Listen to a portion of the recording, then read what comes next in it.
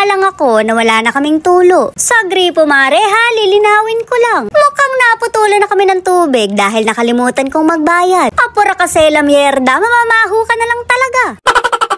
Kila nanay na nga lang ako makikiligo dahil hindi ko na kinakaya ang init. Naglagay na ako ng shampoo sa ulo dahil ayoko nang magbitbit. 30 segundo lang naman akong maligo, napakarami ko pang paraparnalyang dadalin. Segundo lang talaga mare, para ligong bibilang.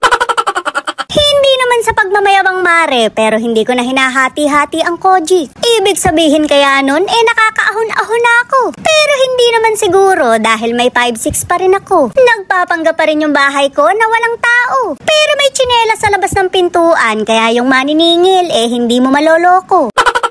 Mag-hello naman kayo sa mga labahin ko. Nagkadahilan na naman tuloy kung bakit hindi ko nalabhan. Shoot mare, star na lang ang kulang, Christmas tree na. Baka umabot na rin sa kisame bago ulit ako makabitan ng tubig. Kumuha na nga ako ng mga damit na susuotin ko. Malamang mare, alangan namang meriendahin ko. Hindi ko na ipapakita sa inyo yung panty ko at baka makita nyong naghihingalo. Mare, akala mo na bacon yung mga garter. Kasalanan talaga ng mga jowa natin yan, apura kasi hitak.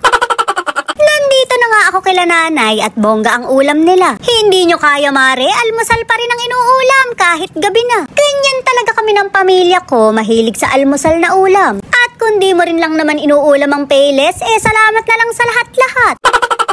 Makikiligo na nga ako at amoy mandirigma na ako. Napagkasipag nga ng taga-video ko dahil kanina pa nandyan yan. Nakaabang lang siya hanggang matapos akong maligo. Shoot mare, kaliligo ko lang pero mukhang maasim pa rin ako. Kalalabas ko lang ng banyo pero init na init pa rin ako. Hindi ko malaman kung free trial ba to sa impyerno. Mukhang sinasanay na ako dahil doon ang punta ko. Huwag naman sana dahil mabait naman ako, manginginom lang talaga. Uuwi na nga rin ako sa bahay dahil mag-aayos pa ako. Hindi naman ako lalabas ng bahay pero magpapaganda pa rin ako. Kahit mga butiki lang sa kisame ang kasama ko, dapat maganda ako. Baka kaya sila palatak ng palatak, mukha akong bumabatak. Nung naglagay nga ako kanina ng shampoo sa ulo ko, may naalala ko. Nung mga bata pa kami at sa poso naliligo. Timba at tabo na lang ang dala namin dahil nasa ulo na yung shampoo. Pagka maganda-ganda ang kita, meron ding sabon. Pero pagka naubusan, pinagtsatsagaan na rin ang Ajax. Shoot mare, amoy kaming surf kalamansi.